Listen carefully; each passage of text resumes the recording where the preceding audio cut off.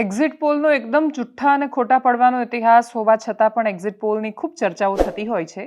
Exit poll છેલ્લા કેટલાય વર્ષોથી એક્ઝિટ પોલ સાબિત જ નથી થયા અને છતાંય એક્ઝિટ પોલ એટલે મહત્વના છે કેમ કે પરિણામ પહેલા પરિણામનો રોમાંચ આપી જાય છે.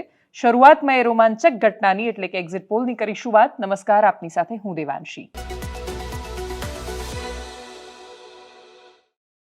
ગુજરાતમાં વાવ વિધાનસભા, દેશમાં મહારાષ્ટ્ર અને ઝારખંડ, એ સિવાય ઉત્તર પ્રદેશ, કેરળના વાયનાડમાં પ્રિયંકા ગાંધીની લડાઈ રહેલી ચૂંટણી એટલે લોકસભાના બાયપોલ, આ બધા પર ખૂબ મોટી નજર છે. એક્ઝિટ પોલ કહી રહ્યા છે. 6 સંસ્થાઓએ એક્ઝિટ પોલ આપ્યા છે. ન્યૂઝ ચેનલ્સે આ વખતે કોઈ એક સંસ્થા સાથે જોડાઈને એક્ઝિટ પોલ નથી આપ્યા. એ રોમાંચ એટલે નથી બનાવ્યો અને બતાવ્યો કેમ કે ભૂતકાળનો અનુભવ બહુ કડવો રહ્યો છે.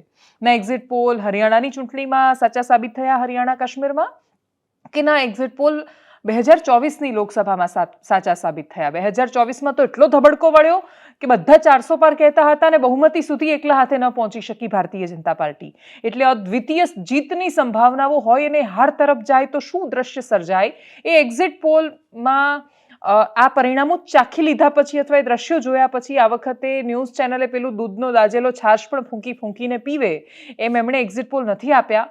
અલગ અલગ સંસ્થાઓ છે, ચાણક્યથી માંડીને બીજી 4-5 સંસ્થાઓ છે જેમણે આ વખતે એક્ઝિટ પોલ આપ્યા છે. એક એક્ઝિટ પોલના અપવાદને બાદ કરતા મોટાભાગના એક્ઝિટ પોલ એવું કહી રહ્યા છે કે મહારાષ્ટ્ર અને ઝારખંડ બંને રાજ્યમાં ભારતીય જનતા પાર્ટી સરકાર બનાવવા જઈ રહી છે. હવે આ એક્ઝિટ પોલ કેટલા સાચા એ તો એક્ઝેક્ટ આપણને 23 તારીખે ખબર પડી જવાની છે. મતદાન પૂરું થઈ ગયું છે. મહારાષ્ટ્ર અને ઝારખંડમાંથી ચૂંટણીનો જે ડેટા સામે આવ્યો એ ઝારખંડનો અદ્વિતીય રિસ્પોન્સ અને એમણે જે રીતે વોટ કર્યો એ બતાવે છે. તો બીજી બાજુ મહારાષ્ટ્રનું જે છેલ્લું વોટિંગનો આંકડો ઇલેક્શન કમિશનની એપ્લિકેશન પર દેખાઈ રહ્યો છે, મહારાષ્ટ્રનો 58.39% છે, જ્યારે ઝારખંડનો 67.70% છે.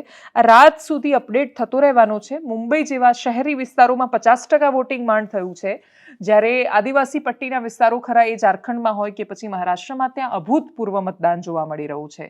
મહારાષ્ટ્રમાં પણ SC અને ST બંને વોટરનો દબદબો અને પ્રભાવ તો છે, તો ઝારખંડમાં પણ આદિવાસી બેઠકો છે એનો પ્રભાવ છે. અને એટલે જ આ જે પરિણામ છે એ દેશની રાજનીતિને બહુ મોટી દિશા આપવાના છે. ભારતીય જનતા પાર્ટી ખુલીને આ વખતે ધર્મ અને હિન્દુત્વના ફેક્ટર સાથે મેદાને આવી છે. ઝારખંડમાં એમણે જે એડવર્ટાઇઝમેન્ટ્સ બનાવી છે ઇલેક્શન્સ માટે, એ એડવર્ટાઇઝમેન્ટ તો એટલી બધી ખતરનાક હતી કે ઇલેક્શન કમિશને કહેવું પડ્યું જે છેલ્લી કે મુસલમાન એક સાથે બધાના ઘરમાં ઘૂસી જાય છે અને નુકસાન કરે છે અને તમારું ઘર છે તમારું નહીં રહે અને બહારથી એક સાથે મુસલમાનોનું ટોળું આવીને તમારા ઘરમાં રહેવા આવી જશે, એ પ્રકારની જાહેરાત પર ઇલેક્શન કમિશને પ્રતિબંધ લગાવ્યો હતો. એનો પણ ખાસો બધો વિવાદ થયો. મહારાષ્ટ્રમાં પણ ખુલીને હિન્દુત્વની વાત થઈ છે. બટેંગે તો કટેંગે, એક હે તો સેફ હે, નેક હે જેવા નારાઓ આ વખતે ખૂબ ચર્ચામાં રહ્યા છે. રાહુલ ગાંધીએ પણ ખુલીને એ જ જાતિગત જનગણના, જાતિ આધારિત મુદ્દાઓ, એ આદિવાસી અને દલિત અને વંચિત સમાજના મુદ્દાઓ, એના વિશે વાત કરી છે. કોણ કોના તરફી જાય છે? જાતિની છત્રી ખુલે છે કે એનાથી સૌથી મોટી ઉપર ધર્મની છત્રી ખુલે છે? એના પર પણ બહુ મોટો પ્રભાવ પડવાનો છે. જનતાના જીવન પર કોઈના પણ જીતવા કે હારવાથી બહુ વિશેષ ફરક પડશે કે પ્રભાવ પડશે એવું પ્રાથમિક દ્રષ્ટિએ નથી દેખાઈ રહ્યું, કેમ કે ભૂતકાળમાં બધાની સરકાર બધા જોઈ ચૂક્યા છે. એટલે આમાંથી કોઈક નવું છે અને બહુ જ આશાઓ સાથે જોવાઈ રહ્યું છે એવું નથી. એટલે આ દેશમાં તો જેને આશાઓ સાથે આજથી 15 વર્ષ પહેલા જોયા એ પાર્ટીનું એ શું થયું ને એમણે શું કર્યું એ આપણી આંખોની સામે છે. એટલે આપણે ત્યાં હવે રાજનીતિને બહુ આશાસ્પદ રીતે નથી જોવાતી. હા, કરપ્શનના જેટલા માછલા નેતા પર ધોવાય છે એટલા બીજા કોઈ પર નથી ધોવાતા. અલ્ટિમેટ રિસ્પોન્સિબિલિટી એમની હોઈ શકે. બાકી યથા પ્રજા તથા રાજા, આ લોકતંત્ર છે. અહીંયા જેવી પ્રજા હોય છે એવો એનો નેતા હોય છે. એમને જે ગમે એને ચૂંટે છે. એટલે એનાથી માત્ર નેતાઓ પર જ માછલા ધોયા કરવાને એ જ બહુ ખરાબ છે એવું કયા કરવું કરતાં, જો ખરેખર તમને એવું લાગતું હોય કે બહુ જ ગંદકી વ્યાપી છે, તો કેટલા લોકો એવા છે કે જેમને કહીશું કે જાઓ એ ગંદકીને સાફ કરવા માટે ઉતરો રાજનીતિમાં, તો કેટલા લોકો હિંમત કરશે? એમને ખબર છે કે મનોબળ મજબૂત હોય અને રાજનીતિની ગંદકીમાં પણ ગંદા ન થાય અને બેદાગ રહે અને કમલવત, જલ કમલવત રહી શકે એવા કેટલા લોકો? એ સવાલ છે. એટલે બધા જ એક્ઝિટ પોલ મહારાષ્ટ્ર અને ઝારખંડમાં ભારતીય જનતા પાર્ટીની એકને બાદ કરતા બતાવી રહ્યા છે જીત. ઝારખંડમાં બહુ જ ક્લોઝ માર્જિન 2-3 એક્ઝિટ પોલમાં છે, એટલે ઝારખંડમાં શું થાય એના પર નજર રહેશે. મહારાષ્ટ્રમાં એકલા હાથે કોઈ પણ પક્ષ સરકાર નથી બનાવી શકતો. એટલે કોઈ ખરેખર ભારતીય જનતા પાર્ટી સાથે ફરીથી ખેલ કરી જાય છે કે કેમ, એ પણ બહુ મોટો અને શંકાનો પ્રશ્ન છે. એ રીતે પણ એને જોવામાં આવી રહ્યું છે. મહારાષ્ટ્રમાં મુંબઈ આવે છે જે દેશની આર્થિક રાજધાની છે. ત્યાં ખૂબ પૈસો છે. દુનિયાના, આપણા દેશના બધા જ મોટા ભાગના પૈસાદાર માણસો ત્યાં છે. એટલે ત્યાં જે જીતે છે એના હાથમાં પૈસો પણ આવે છે, એ પણ એના પર નજર રહેવાની છે. વાવમાં શું થઈ રહ્યું છે? વાવની વિધાનસભામાં કોઈ એવો એક્ઝિટ પોલ તો છે નહીં જે મોટી સંસ્થાઓએ કર્યો હોય. પત્રકારોને બધા પૂછી રહ્યા છે અને પૂછાતા જે પ્રશ્નો છે એના જવાબોમાં 12 પત્રકારોનો જે સર્વે કર્યો, જે અમારી પાસે આવ્યો, 4 પત્રકારો સાથે અમે વાત કરી, બાકીની બધી ચેનલ પર અલગ અલગ પત્રકારોને સાંભળ્યા, તો એના પરથી જે સામે આવ્યું એનો ચિતાર હું કહી રહી છું. 12માંથી 7 પત્રકારોનું એવું કહેવું છે કે ગુલાબસિંહ જીતી રહ્યા છે. બાકીના 5 પત્રકારોનું કહેવું છે કે ભારતીય જનતા પાર્ટી જીતી રહી છે. એક પણ પત્રકારનું એવું નથી કહેવું કે ત્યાં માવજીભાઈ જીતી રહ્યા છે. માવજીભાઈનું પોતાનું એવું કહેવું છે કે ભાઈ, હું જ્યાં ઊભો રહું છું ત્યાં કાં તો હું જીતો છું અને કાં તો મેં જેને પાડી દેવા માટે હું ઊભો છું એ હારી જાય છે અને મારો સાથી હોય એ જીતે છે. એટલે માવજીભાઈના કહેવા પ્રમાણે કાં તો માવજીબા ચૌધરી જીતશે અને કાં તો ગુલાબસિંહ રાજપૂત જીતશે. ભારતીય જનતા પાર્ટીના નેતાઓ ખૂબ જંગી બહુમતીથી સ્વરૂપજીની જીતનો આશાવાદ સેવી રહ્યા છે અને એટલે જ સ્વરૂપજી જીતશે તો એ નીકળી જશે. બહુ જંગી બહુમતીથી જીતશે એવું મને નથી લાગતું. એટલે એના પર પણ બહુ બધી નજર ને મદાર છે. શું કહ્યું પત્રકારોએ, શું દ્રશ્યો સામે આવી રહ્યા છે, જોઈએ. બેન, ઓવરઓલ જોઈએ ને આપણે તો અત્યારે ભારતીય જનતા પાર્ટી સમગ્ર દેશમાં આવે છે, પણ બનાસકાંઠા જિલ્લો એક એવો છે કે જ્યાં કોંગ્રેસ આવે છે. ગમે એટલી સીટ સીએમ હતા ત્યારે પણ અહીંયા એ કોંગ્રેસની સીટ આવી હતી અને અહીંયા કોંગ્રેસની સીટ ના આવે તે માટે, કારણ કે વાયનાડ અને વાવ આ બંને સીટો અત્યારે છે, એમાં વાયનાડથી પણ વધારે ચર્ચામાં કોઈ સીટ હોય તો વાવની સીટ છે. એટલે વાવની સીટ માટે જો કોંગ્રેસનું મોટું ગઢ ગણાય છે અને જાગીરદાર સમાજ છે, દરબાર સમાજ છે અને કોંગ્રેસના જે જૂના મતદારો છે એ તમામે તમામ એક છૂત પર અત્યારે દેખાય છે. એટલે overall this is my opinion. મારા મતે હું અત્યારે આમને પહેલા નંબરે મૂકું છું કે કોંગ્રેસ અહીંયા છે. માવજીભાઈ અને પેલી આ ત્રણની વચ્ચે પણ માર્જિન બહુ ઓછો હશે. ભાજપ તરફ કોંગ્રેસ તરફી ક્યાંક વાતાવરણ આપણને થોડા અંશે દેખાય છે કે કોંગ્રેસ ક્યાંક ને ક્યાંક બાજી મારે તો કંઈક નવાઈ નહીં એમ. એટલે તમારું એવું કેવું છે કે ગુલાબસિંહ જીતી રહ્યા છે ત્યાં? એટલે ચોક્કસપણે તો આપણે નથી કહી શકતા પાયલબેન, પણ ક્યાંક એવું લાગી રહ્યું છે આપણને, કારણ કે ચૌધરી સમાજનું ક્યાંક મતદાન ઓછું થયું છે. ઘણા બધા ગામડાનો આપણે સર્વે કર્યો. ચોક્કસપણે ક્યાંક કહી શકાય કે ભાજપ ની ટક્કરમાં કોંગ્રેસ અત્યારે ક્યાંક આપણને ઝીરો ગ્રાઉન્ડ ઉપર એવું લાગે છે. કોંગ્રેસ ક્યાંક ને ક્યાંક નીકળે તો કોઈક નવાઈ નહીં એમ. બેન, મેં કીધું એમ, બીજા તો ઘણા લોકોને સર્વ એવું કહે છે કે ભાઈ માવજીભાઈ 50,000 થી 55,000 60,000 વોટ લઈ જાય, પણ માવજીભાઈને અત્યારથી લખી નાખો કે 35,000 પ્લસ અને 40,000 વોટ રહેશે અને જે તે પણ વોટ તૂટે છે ખાસ કરીને એમની સમાજના તૂટશે. હશે બીજી ઇતર સમાજને એમને 2,000 થી 3,000 વોટ મળશે એમના જે સંબંધો બનાવેલા છે, પણ ખાસ કરીને જે વોટ મળશે એ ચૌધરી સમાજને મળશે. અને બીજા પ્રથમ જ્ઞાનીબેન ઉપર આધાર છે. જ્ઞાનીબેનના તરફી કેટલા વોટ આવે છે? આ ઠાકોર સમાજના 15,000 થી 20,000 વોટ આવે અને સામે માવજીભાઈ એમની સમાજના 30,000 પ્લસ વોટ લીધા તો કોંગ્રેસ 100% જીતે એવું દેખાઈ રહ્યું છે બેન.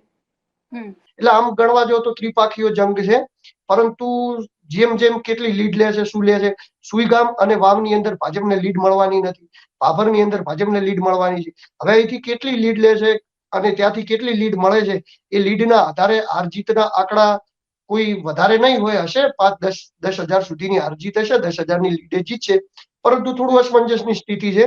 એટલે આપણે શ્યોર ન કહી શકીએ, પરંતુ મને થોડું પલડું ભારું અહીંયા કોંગ્રેસનું લાગી રહ્યું છે વાવ વિધાનસભાની અંદર. બેન, મેં કીધું એમ, બીજા તો ઘણા લોકોને સર્વ એવું કહે છે કે ભાઈ માવજીભાઈ 50,000 થી 55,000 60,000 વોટ લઈ જાય, પણ માવજીભાઈને અત્યારથી લખી નાખો કે 35,000 પ્લસ અને 40,000 વોટ રહેશે અને જે તે પણ વોટ તૂટે છે ખાસ કરીને એમની સમાજના તૂટશે.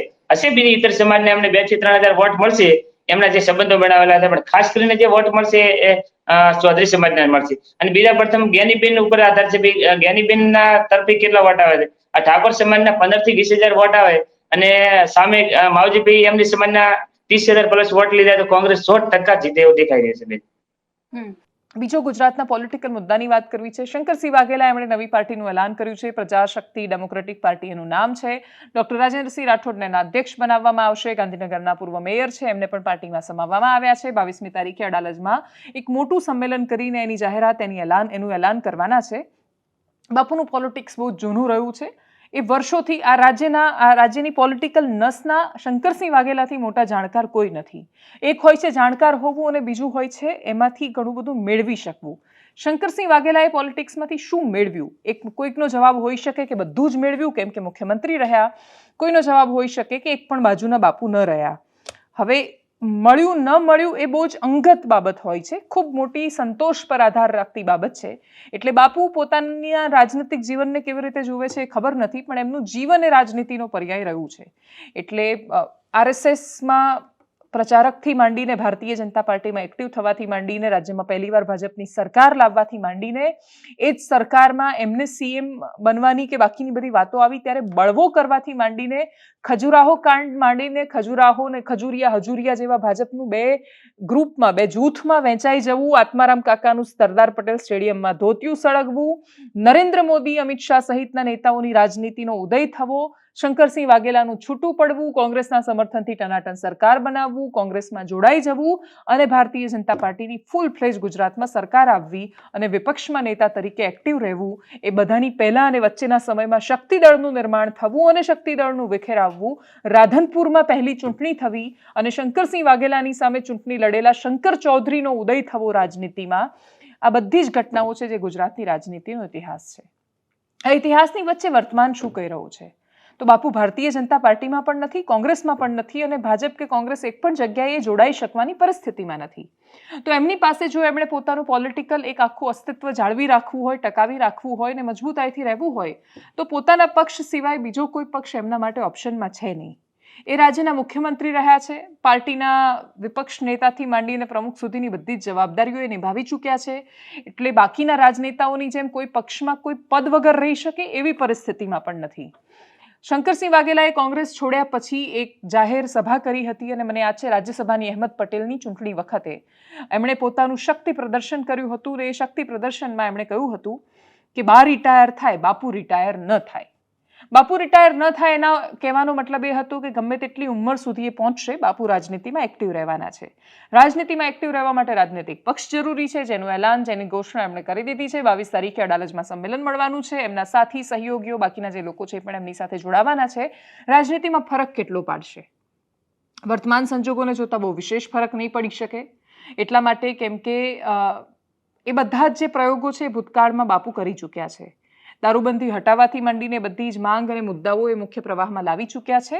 શંકરસિંહ વાઘેલા ચર્ચાનું કેન્દ્ર બની શકે, સત્તાનું કેન્દ્ર નથી બની શક્યા અને એટલે જ ચર્ચાનું અત્યાર સુધી કેન્દ્ર રહેલા બાપુ સત્તાના કેન્દ્ર સુધી કેવી રીતે પહોંચવા માંગે છે, કેમની રણનીતિ શું છે એ પોતે વિસ્તારથી જણાવી શકે એમ છે.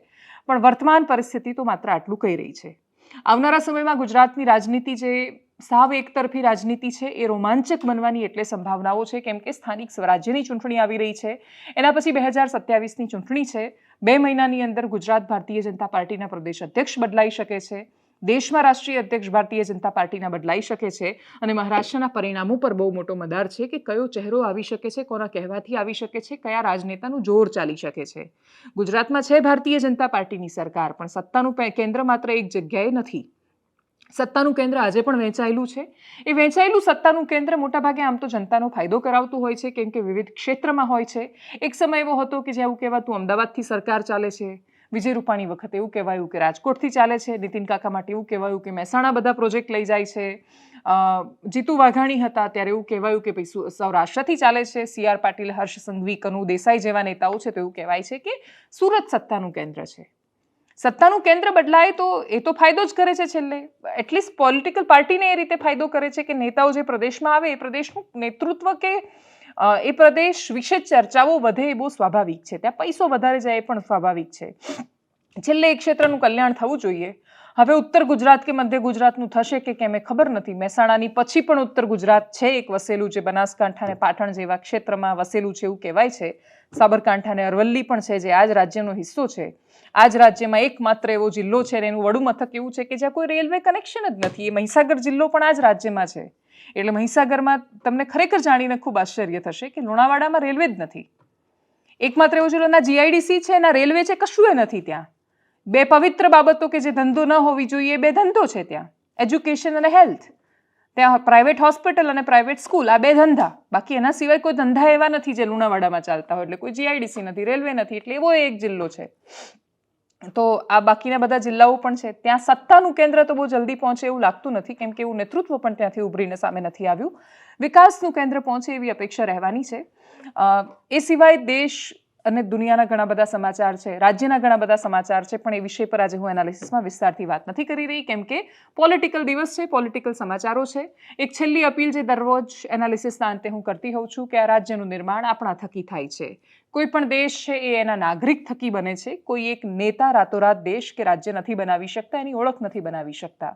એની ઓળખમાં એક હિસ્સો કે એક અંશ હોઈ શકે, એને વધારે જાગૃત કરી શકે, પણ છેલ્લે દેશ કે રાજ્ય બને છે આપણા થકી. તો આ રાજ્ય આપણા થકી બનેલું છે, અને એટલે જો આપણને ખરેખર દેશથી પ્રેમ છે, જો આપણે ખરેખર રાજ્યને પ્રેમ કરીએ છીએ, તો રસ્તા પર થૂંકીએ નહીં, પ્લાસ્ટિક ન ફેંકીએ, કચરો ડસ્ટબિનમાં નાખીએ, આટલી પાયાની વાતોનું અનુસરણ કરીએ, ટ્રાફિક સિગ્નલ પર ઊભા રહીએ, તો કેટલું સુંદર દેશ અને રાજ્ય બની શકે. તમે અહીંયાથી બહાર જાઓ છો ત્યાં તો નથી ફેંકતા. દુબઈમાં તમારી મજાલ છે રસ્તા પર થૂંકીને બતાવો. દુબઈમાં તમારી મજાલ છે ક્રોસ પેલું એકદમ સામે બેફામ ગાડી ચલાવતા જઈ શકો. ત્યાં કશું જ નથી કરતા. અમેરિકામાં નથી થૂંકતા જઈને. માવા ખાતા અમેરિકન્સે કરી દીધા, પણ થૂંકતા નથી. તો કાશ આપણે આટલું પરિવર્તન આપણા રાજ્યમાં અને દેશમાં લાવી શકીએ. એ જ સૌથી મોટો દેશપ્રેમ રહેવાનો છે. એનાલિસિસમાં અત્યારે બસ આટલું જ. જો આપ અમને યુટ્યુબ પર જોઈ રહ્યા છો તો સબસ્ક્રાઇબ કરો, ફેસબુક પર જોઈ રહ્યા છો તો ફોલો કરો, અમારા વિડીયોને શેર કરો. નમસ્કાર.